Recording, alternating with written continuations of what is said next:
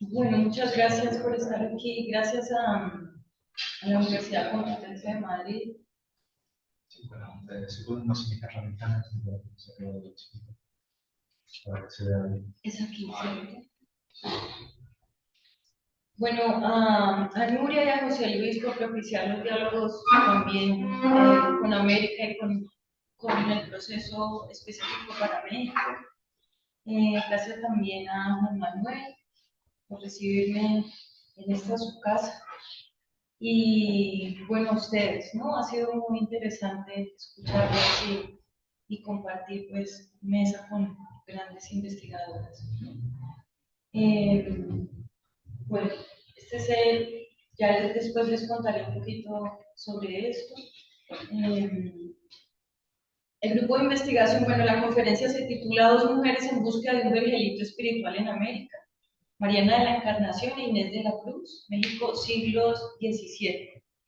El Grupo de Investigación Escritos de Mujeres ha trabajado durante 17 años por la recuperación del saber y la experiencia de las mujeres en el pasado, bajo la coordinación de Clarinette Ramírez y Claudia Llanos, con el apoyo de la Universidad Nacional Autónoma de México y el Instituto de Investigaciones sobre la Universidad y la Educación.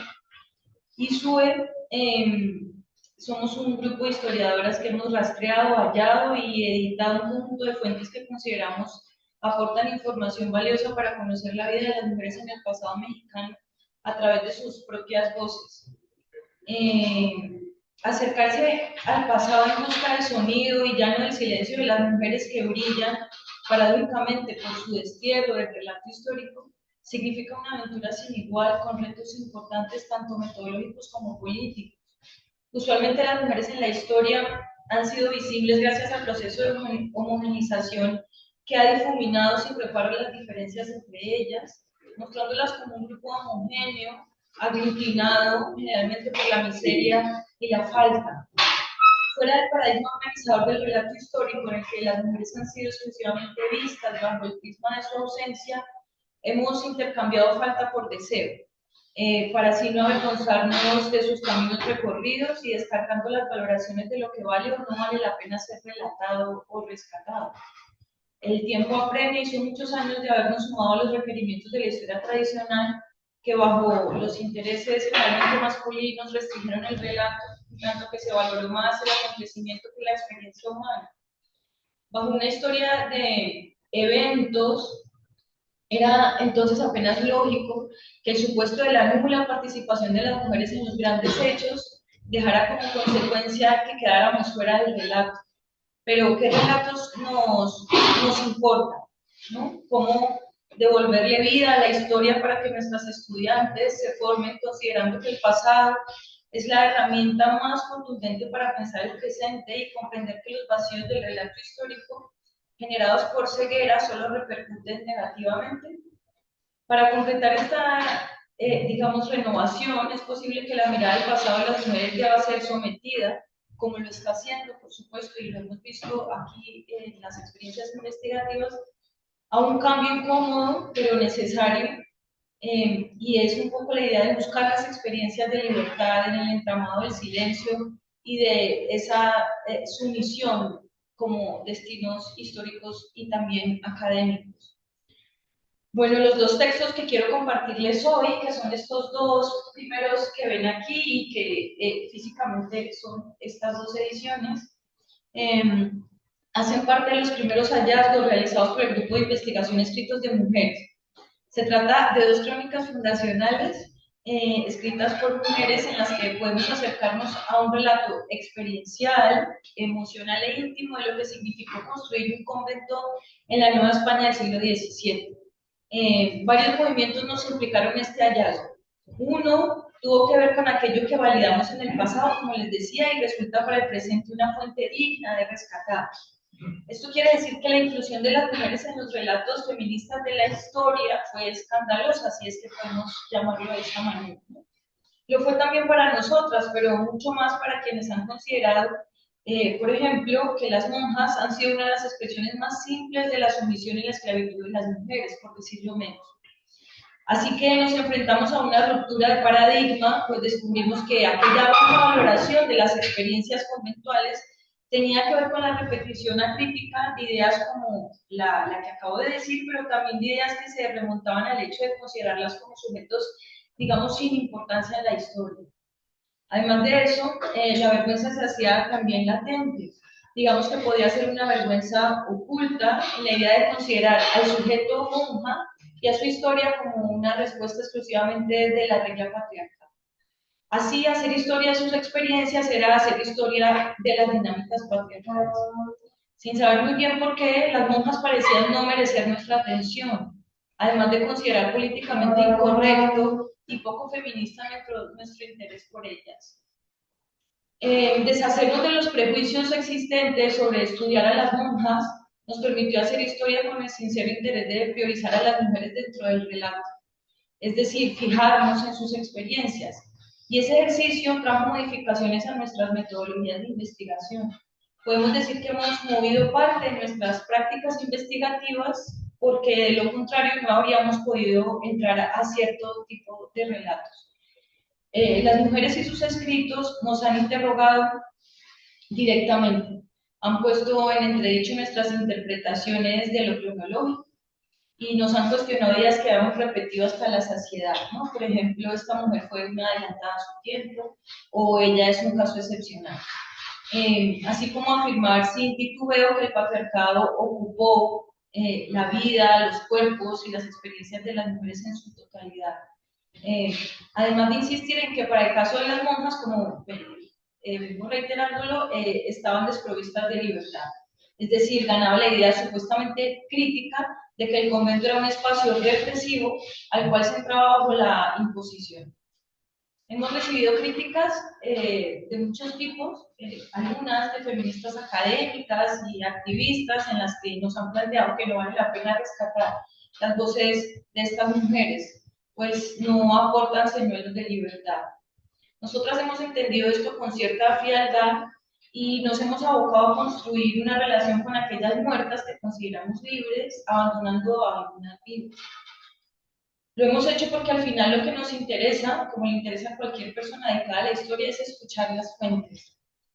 Volviendo a las dos crónicas fundacionales que traigo hoy para ustedes, quiero empezar por describirlas. La primera, titulada Inés de la Cruz, Fundación del Convento de Santa Teresa la Antigua, es la primera crónica editada sobre la fundación del primer convento de carmelitas descalzas de la Ciudad de México. El documento fue escrito por la monja Inés de la Cruz, consta de 24 fojas en formato octavo menor, más o menos 14 centímetros de alto por 12 centímetros de ancho. El estado de conservación del manuscrito es bueno, la crónica está encuadernada junto a otros documentos relativos a la orden y junto a otra crónica y otros escritos de monjas. El volumen es el único que se conserva en el acervo documental de las monjas carmelitas descalzas y se encuentra resguardado en el convento de Tlacopac, en el barrio San Ángel, al sur de la Ciudad de México. Bueno, Inés de la Cruz nació en 1570 y muere en 1633. Es autora de esta primera crónica, era de origen español, nació en Toledo y llega a España a Nueva España a los 14 años junto a su madre y sus hermanas a radicar en la Ciudad de México, que ahora conocemos como la Ciudad de México. En 1588 entra al convento de Jesús María y durante su estancia en ese retiro y al lado de Mariana de la Encarnación, que es esta segunda crónica que después entraré a ella, concibe el proyecto de fundación. Inés comienza a escribir su crónica el 5 de septiembre de 1625 y finaliza 12 días después, el 16 de septiembre, según las fechas que ella misma marca en el documento. Sabemos que era una escritora con cierta experiencia, que imaginó un relato lo más preciso posible, además de hacerlo agradable. Después de 12 años de trabajo, esta mujer construyó junto a su amiga Mariana de la Encarnación uno de los conventos más importantes de la Ciudad de México, proyecto que subsistió casi 3 siglos, hasta 1861, cuando fue secularizado y sus monjas trasladadas a Tlacopac, al sur de la Ciudad de México. Inés tiene a bien dejarnos descrita la historia de esa fundación en 24 páginas. La obra se compone de 3 partes. En la primera, Inés habla de quién es ella, de su origen, así como de sus deseos de ser monja y pertenecer a la orden carmelita. La segunda parte es la más extensa, narra sus acciones y nombra a las personas que la apoyaron en el proyecto fundacional. En la última y tercera parte, Inés describe los primeros años de funcionamiento del convento. Se trata de una historia de los inicios del convento carmelita, como les decía, que se remonta a 1616. Es narrada por una de sus principales promotoras y fundadoras. El texto está escrito 9 años después de la fundación, como una memoria de lo que supuso aquel proyecto. La importancia de esta crónica es incuestionable para nosotras, ¿no? Pues es el punto de partida de toda la historiografía sobre el convento del Carmen. El texto ha sido copiado y reproducido en ocasiones textualmente por los cronistas posteriores del convento, aunque usualmente fragmentado, entre quienes se encuentra Carlos de Sigüenza y Góngora, reconocido cronista de la segunda mitad del siglo XVII. Vale. La trascendencia de Inés de la Cruz es conocida, sabemos que fue ella quien inspiró a Juana Ramírez de Asbaje, pues esta entró al convento del Carmen fundado por Inés de la Cruz en 1667. Habían pasado ya 51 años cuando Juana Inés de la Cruz, incorpora el nombre de Inés de la Cruz al suyo para asociarse a esta primera fundadora, creando un vínculo genealógico.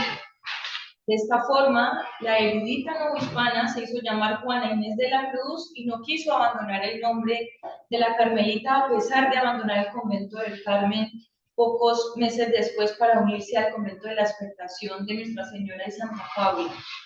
Con esta acción, Sor Juana Inés de la Cruz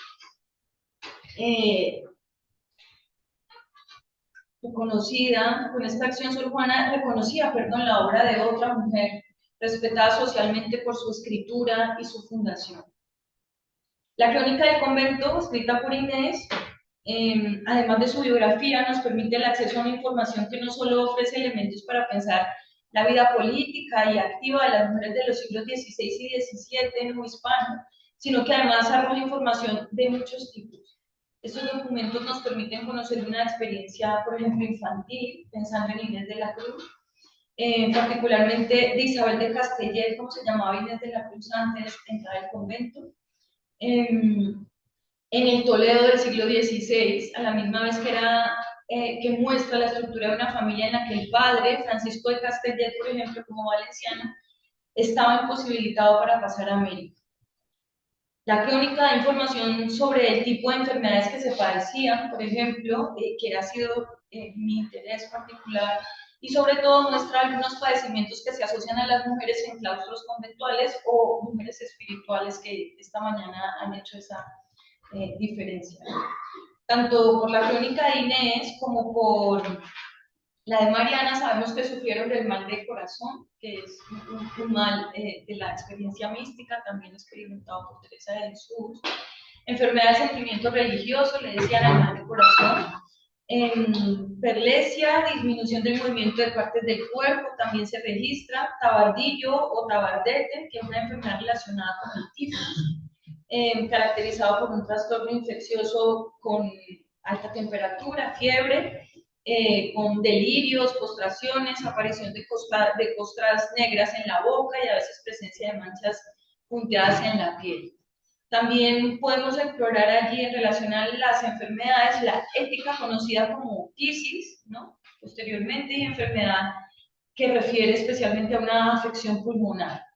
De lo padecido por Inés, específicamente por la fundadora, conocemos que los galenos de la época no sabían qué le ocurría. La fiebre sostenida en el tiempo era un misterio para ellos, aunque menos para la fe de Inés, por supuesto. Así que se deja ver también la relación médico-paciente o galeno-paciente para este contexto y algo un poco de la terapéutica, ¿no? Así lo dirá Inés, abro comillas, con los muchos remedios me enfermaron dejándome desahuciada, mas sáname el médico del cielo. A través de esta crónica podemos conocer los obstáculos que enfrentaron las personas de origen español en los procesos migratorios. Isabel se movió tanto en la genealogía territorial de su madre, Luisa de Ayala, de Toledo, como en la de su padre en Valencia.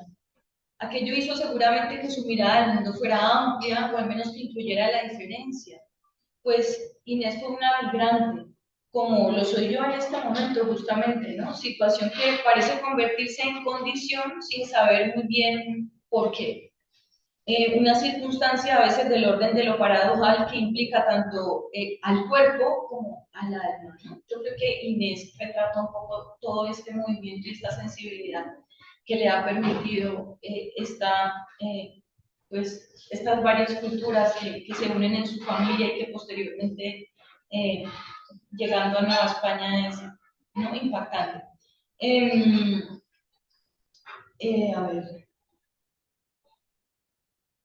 sí, yo, digamos un poco esta idea, ¿no?, que consideramos que esta experiencia de Inés le ofreció mucha sensibilidad, ¿no?, que le permitió abrirse a la transformación y a la autoidentificación como creadora y renovadora.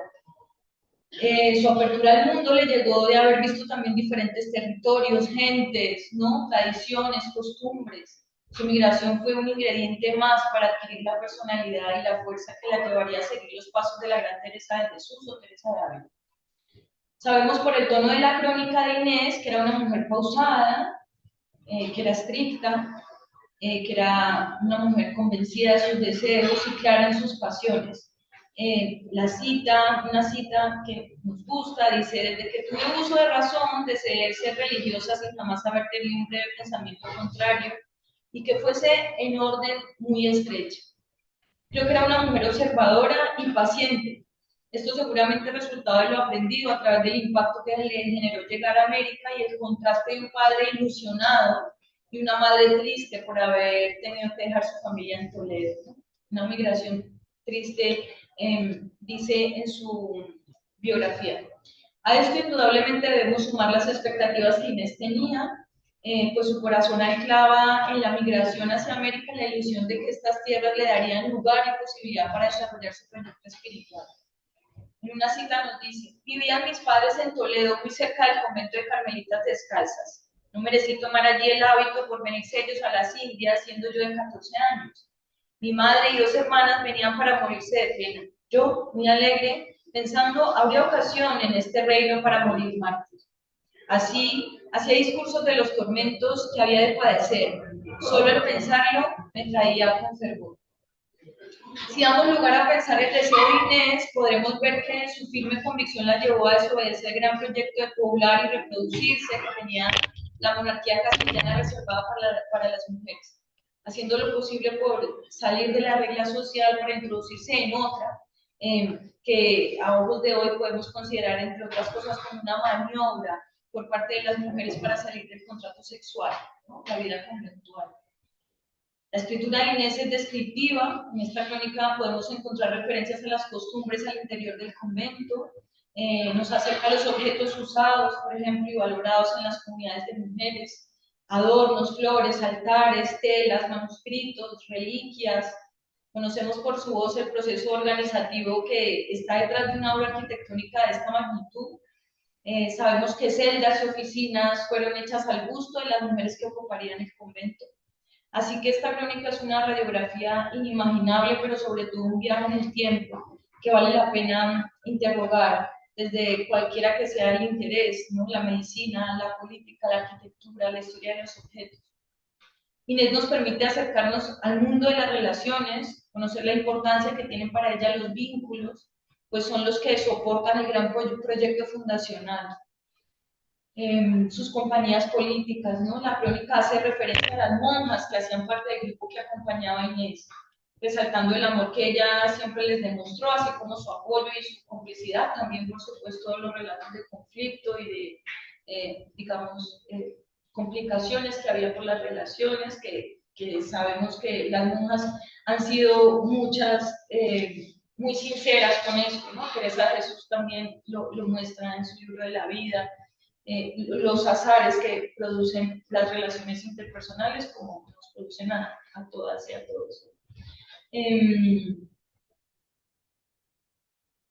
Bueno, entre otras cosas, también en la crónica,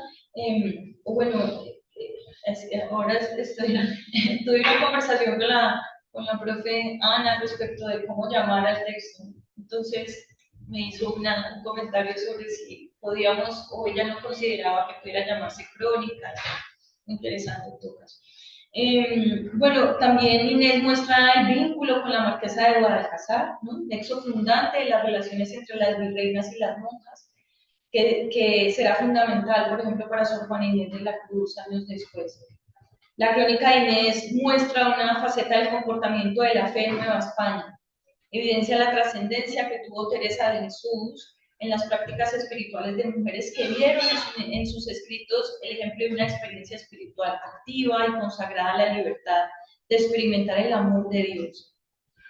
Ha sido pues un regalo haber hallado la crónica de Inés y por supuesto la de Mariana de la Encarnación. Decir además que este es un grupo de investigación, de trabajo colectivo, de procesos colectivos, de mucha conversación.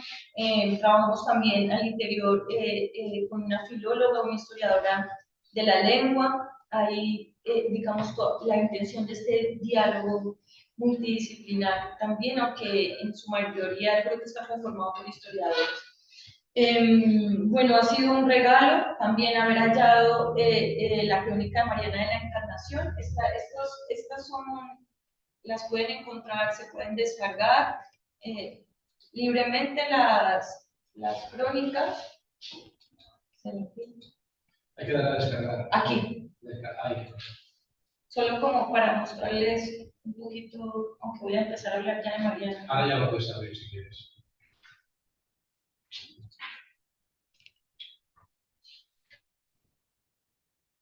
Bueno, se ve el texto más o menos así. Lo que podemos ver es que, bueno, aquí está todo el grupo de investigación y tenemos unos criterios de transcripción. Lo que nos importa sobre todo estos años ha sido encontrar las fuentes de mujeres y ponerlas a disposición. Estas fuentes pues, están en un acervo documental grande. Hacemos usualmente una presentación en donde ubicamos el texto, donde lo encontramos, en qué condiciones, un poco lo que les estoy contando, y después unos criterios de transcripción, manteniendo la originalidad del texto, por supuesto, apoyando para las lecturas a nivel de puntuación en algunos momentos, y bueno, esta es un poco la transcripción, ¿no?, del texto. Bueno, como les decía, pues fue un regalo encontrar la segunda crónica de Mariana de la Encarnación, la otra fundadora del convento, titulada Mariana de la Encarnación, relación de la fundación del convento antiguo de Santa Teresa. Estos dos textos es importante decirles que fueron selección y transcripción de nuestra compañera Citlali Campos Olivares. Este segundo texto de la colección Escritos de Mujeres, ya tenemos 10 títulos, constituye la versión de la otra fundadora, ¿no?, que acompañó a Inés de la Cruz. Son dos monjas amigas, otra voz, otra experiencia, otra escritura de la misma experiencia fundacional y otros ojos que ven esa misma realidad, ¿no? Este documento se encuentra en la biblioteca de la Universidad de Texas, dentro de la colección latinoamericana Natalie Benson. Es una copia del original, que hasta hoy está perdido. Se desconoce el nombre del copista, quien nos da como única referencia que la copia fue extraída del libro, cito, del libro que con 107 folios, forrado en negro y dorado, se conserva en el convento del que él la copió con mucha prisa. El documento consta de 2 portadas. Este es, si me permiten, es este.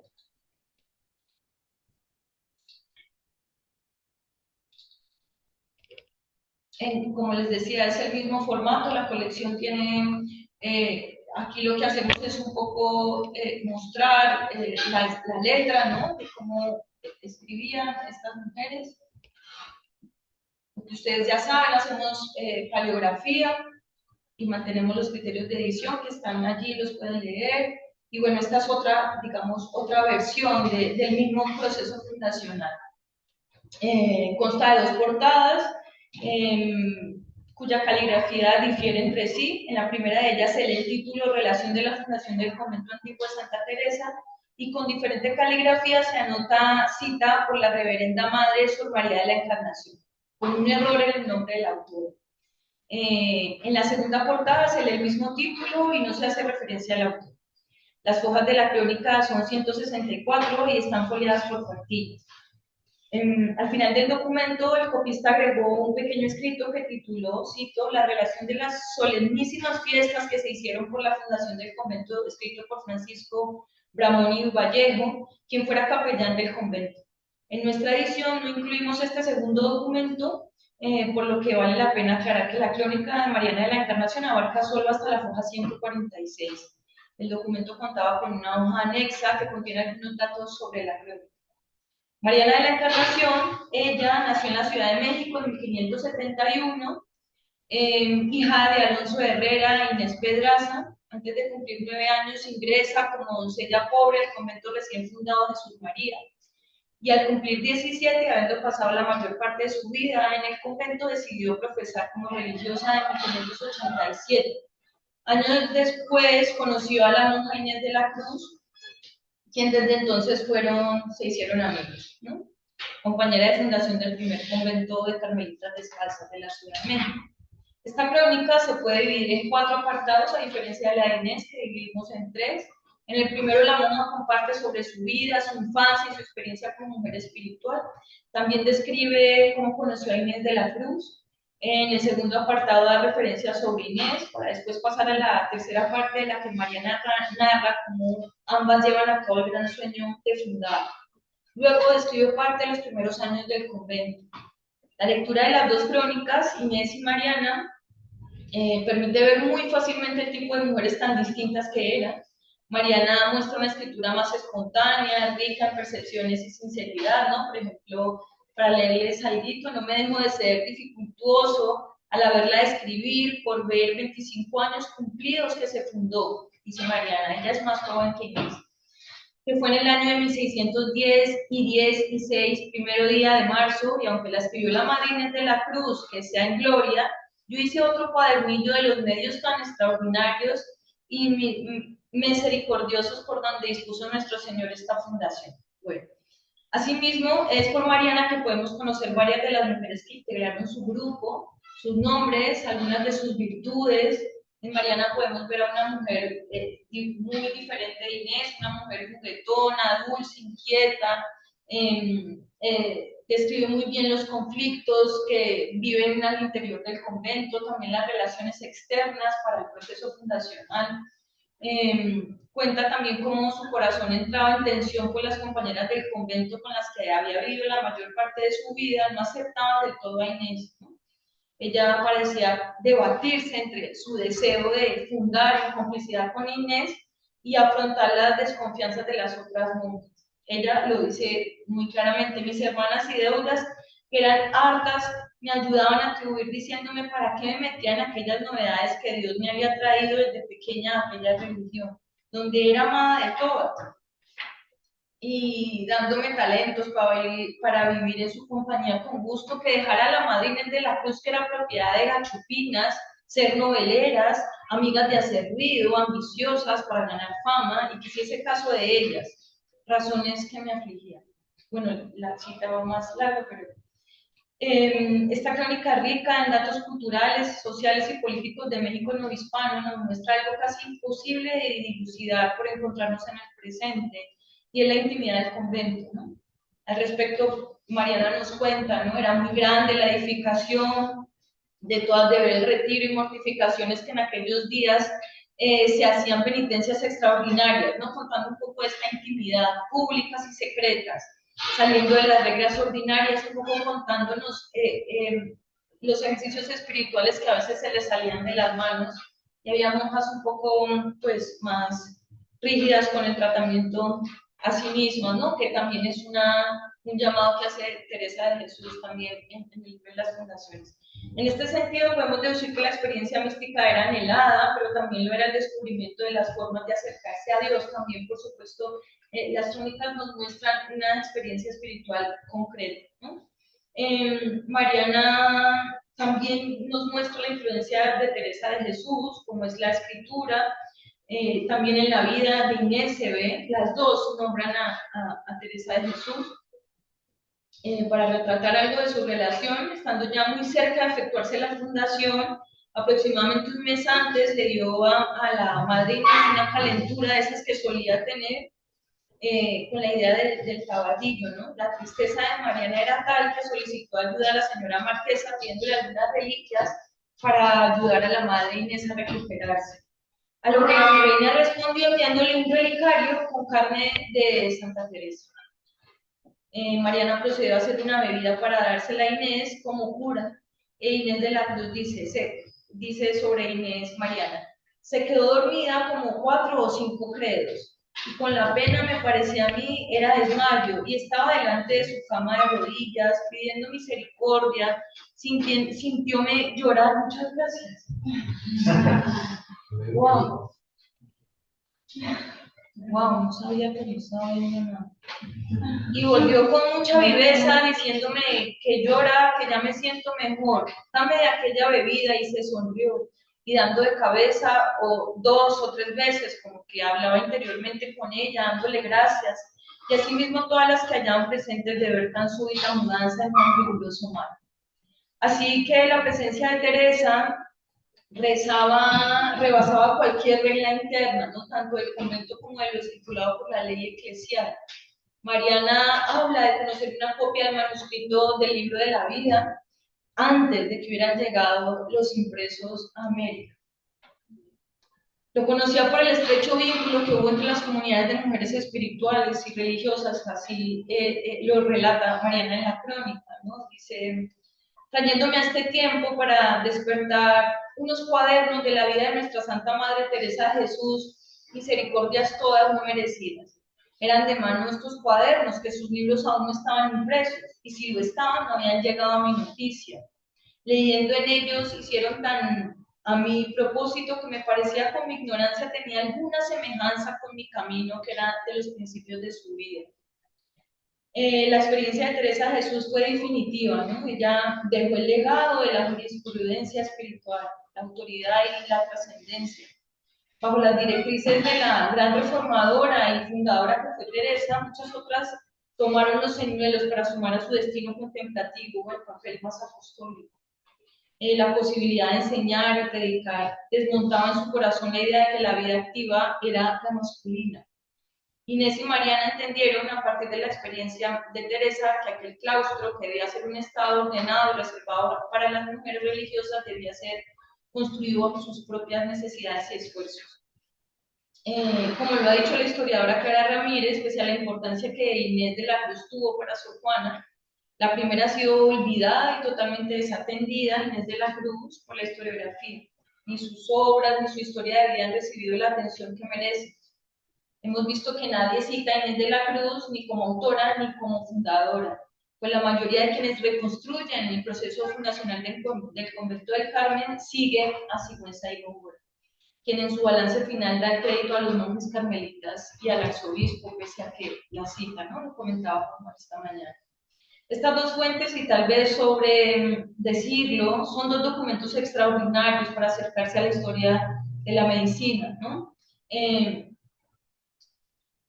Y a ese gran momento que en lo particular me inquieta mucho, ¿no? En la investigación postdoctoral en la Facultad de Filosofía, en la UNAM, trabajé en un expediente de una mujer que se llama Sor Ana María de Santa Inés Lacal, que, bueno, bajo la genealogía de la experiencia mística, como creo que lo comenté ayer, ella hablaba con los pájaros, también tenía procesos de transverberación, salía, iba a Oaxaca sin moverse de su convento, ¿no? Las religiosas de su convento, en el convento de Atlisco, se asustan porque habla y cuenta las cosas que le pasan. Entonces, cuando pasa la Inquisición, pues la Inquisición llama a los médicos y le dicen que por favor opinen sobre la situación de la calle. Finalmente, pues los diagnósticos que hemos ido entonces rastreando tienen que ver con las experiencias de vida de beatas y de monjas. que tienen que ver, como les planteaba al principio, el mal del corazón, ¿no? La flecha de amor que impacta en el pecho, ese mal femenino que posteriormente pues Freud llamará la bestia negra, ocupándose en el útero, ¿no? Y que los médicos galenos llamaban histerismo o retención del menstruo también, que era otra de las situaciones que podían generar desorden o experiencias fantasiosas, ¿no? A propósito de la exposición de Constanza ayer. Desde la diferencia vemos a dos monjas singulares, una gachupina, como se nombra ella, es decir, española, Inés, que escribe de una manera seria, conforme a la realidad, sin rimbombancias,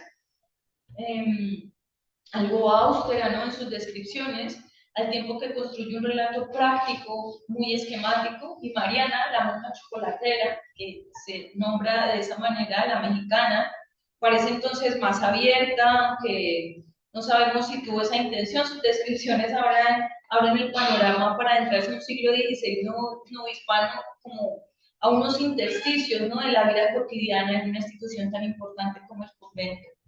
Por ser Mariana mucho más detallada, podemos reconstruir al gran personaje que fue Inés de la Cruz, quizá la mujer más importante para México en el ámbito de los conventos y fundaciones del siglo XVI y XVII, ¿no?